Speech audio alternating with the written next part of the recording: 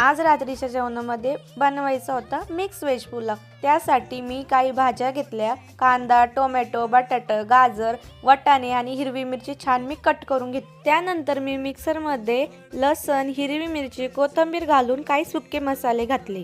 लगेचच गॅसवरती कढई ठेवून घेतली, त्यामध्ये मोहरी, जिरे टाकून घेतले, तेल टाकलं, ते छान फ्राय होऊन दिलं। त्यानंतर त्यामध्ये घातला कांदा, तो छान सोनेरी होईपर्यंत मला फ्राय करायचा होता।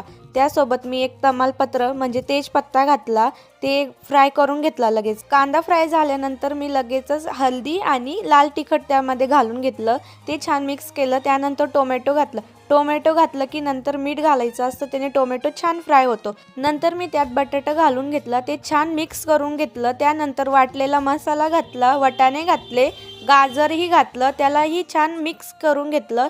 त्यानंतर मी त्याच्यावरती झाकण ठेवून दिलं। भाज्या छान फ्राय झाल्यानंतर मी त्यात पाणी